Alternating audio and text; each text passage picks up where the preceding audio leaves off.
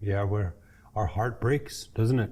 At Unlearn, our heart breaks when we hear stories of injustice, stories of violence, stories of hate. But this is the story of Canada, isn't it?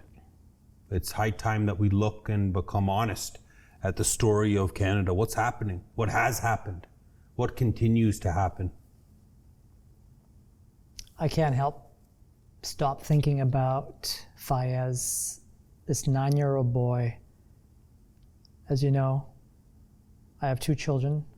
Amani's 9. And over the past week, listening to this devastating news, to think that someone would have to tell my son that he no longer has a family. And I can't stop thinking about that. It's heartbreaking, it's devastating. A 20-year-old having that much hate, malice to intentionally do what they did. And in so doing, murdering 3 generations. Mm. And it's on that very day, on that Sunday, I was encouraging my family to get out, to go for a walk.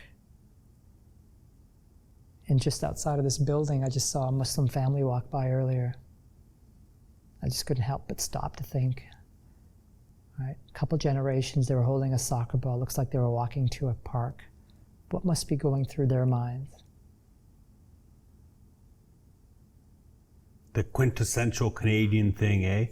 To go for a walk after dinner. Something Canadians from all walks of life do.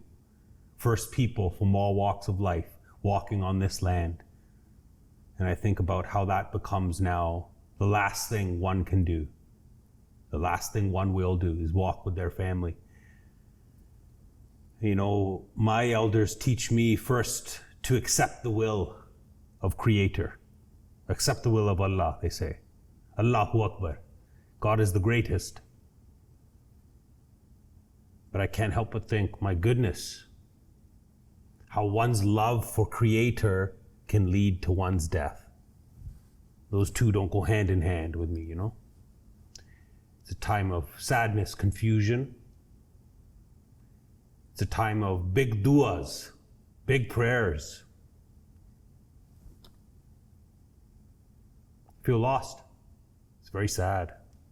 Eh? I can imagine you as seeing your boys. That's a constant reminder. It is. I sat in on a vigil, listening to members of our community talking, unpacking, mourning together, and just listening to Muslims from our community, from the London area, talking with love in their hearts to say, you cannot combat hate with hate. And just thinking, how beautiful is that? Mm. To have been the victims of such horrific events, this hate crime, this Islamophobia, if you will, and to still have love in your heart to say that you cannot combat hate with hate. Just reminds me that there's so much that we need to learn about each other, unlearn about each other, that we often have it in our mind. We have this limited information and we think we know them, that other group, those individuals, our neighbors. Now more than ever, we need to take some time and really get to deepen those relationships, really get to know each other. Mm. I can't help but now is also feel really proud. Feel so proud, brother, to walk down the street with a distar. As you mentioned, the family that was walking by in their beautiful hijabs, in their beautiful burqa, I can't help but think of, my gosh, how proud one might feel as well, defiant in these times. And I come back to the truth of what that symbol represents, a defiance against injustice. So I will look this way so that you do see me. I can't help but think of the Islamophobia attacks all across Canada in the last few years, especially. They're all on the rise, every one of them. I think of our brother Zafis in Rexdale, in Masjid just last year, September 12th. He was walking into the steps of that masjid and he was stabbed in the throat. And it was an obvious hate crime. This individual had hate in his heart. And still the community grieves and mourns that a hate crime charge is not being laid. And so you double victimize communities that are looking for justice. But I can't help but feel proud. Brother, I feel so proud to just go around my block on my bike with my family now. In fact, right now, 7 p.m., Waterloo Regional Police, they're having a drive-by rally for anyone to come into the police service, say hello to the local leaders, and to give your love and respect, but also to show solidarity. I think that's very powerful in today's world. It makes me really proud to see my community, my country, standing against this. That makes me feel like we can do this. We will do this. I see individuals, communities rallying together as that's a great example of that. I also think about fear and how some in that vigil were talking about we refuse to live in fear. And I had a moment on a walk this week. We were walking on a sidewalk and a vehicle was approaching pretty quickly at that intersection where there was a school. We usually cross that intersection to go towards our home, as you know. And I just did a double check to see where my kids were. Wow. Check to see where that vehicle was. And yet, we deserve the right to not live in fear in this country. Muslims fought, Sikhs fought with turbans for this country's freedom, if you will. And now it's really funny for me to think about, my goodness, the same, if you will, soldier, person that was fighting for the freedom of this land is now being questioned. It's ironic. And it's a lot more than ironic. It's injustice, isn't it? It's unjust. For one to talk equity, inclusion in today's world, a pluralistic, multiracial, democratic country that we like to espouse ourselves to be, something doesn't line up with this inner rot that's part of Canada's history and present day. We talk about 215 young souls, part of this land, found in Tecumloops.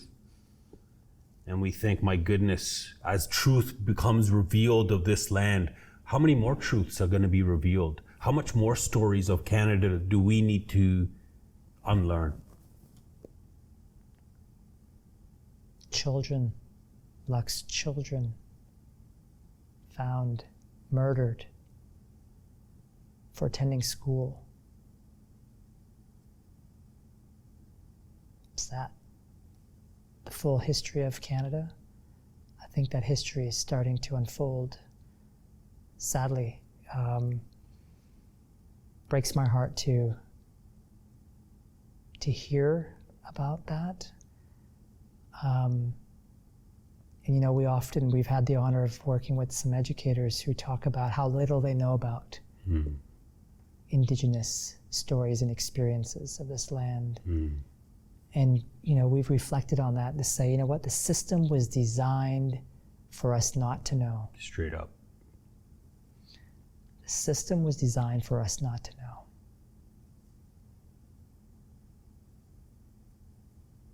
What other truths will be revealed? What other systems have designed for us not to know, not to feel, not to be?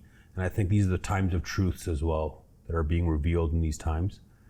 I think all kinds of injustices taking place, but it comes back to, again, what are we doing? How can this government on one side say no relationship is more important than Indigenous peoples, and then on the other side fight Indigenous kids in the human rights courts?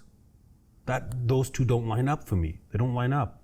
How can you fight St. Anne's survivors for amount of money, 20,000 per survivor, and then turn to somebody and say, oh, you were only here for a day, you were only coming to this school for a day school trip, so we won't give you that. And that, to me, further conquers and divides communities. And that's the history of residential schools, conquering and dividing people, isn't it? I don't know if I shared this with you, but years ago, so we're sitting just north of Waterloo, the university campus. So good 12, 15 years ago, we were invited to facilitate a workshop around tolerance. I struggled with that topic. Like, tolerance. I don't want you to just tolerate me. I want you to respect me. I want you to treat me with kindness and respect. But as we reflect on the events that have just taken place in the world, is that where we have to begin? With tolerance? That I think we can do better. Tolerance to me has an air of hierarchy. It says I gotta put up with you. I gotta tolerate you. Absolutely. I think we need to shift from tolerance to acceptance. And then celebration comes from acceptance, I think. No doubt. Naturally as well. No doubt. But to those 215 souls, to this family that experiences injustice here, to the countless other First Nations and Indigenous kids that are now closed residential schools, 97, the last one in Saskatchewan, to a foster care system that's full, in fact, 52% full of First Nation kids, of Indigenous people. And I start to think, okay, how can we help? What can I do? So it's one thing to become aware of the issue. It's a total another thing to do something about it. And at Unlearn, as you know, we want to speak on it. We want to write on it. We want to read on it every day. And that's one of our campaigns right now with our Hope and Despair t-shirt that we want not only to get the voice out, but the story out and the truth out. We need people to wear their truth on their sleeves, literally.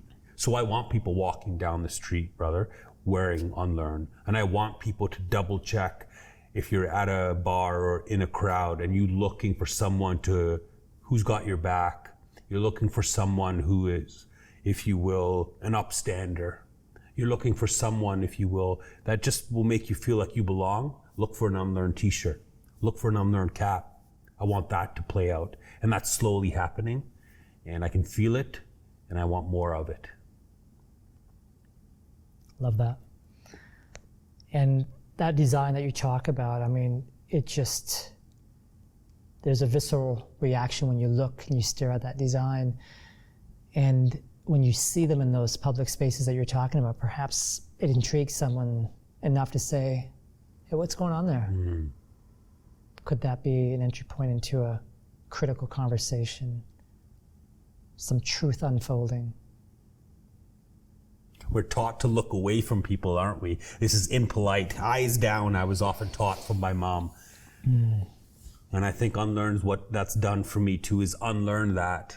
Unlearn that politeness isn't looking away necessarily. In fact, politeness requires some level of consciousness. Can you see me for who I am? Can I see you for who you are? Can we arrive at some understanding of each other and then also create a place where our community can do that same? I think it starts from individuals, but I definitely know it resonates. It resonates and it ripples, doesn't it? Without a doubt. Yeah, without a doubt. You know, I think about, we often ask, what is Unlearn?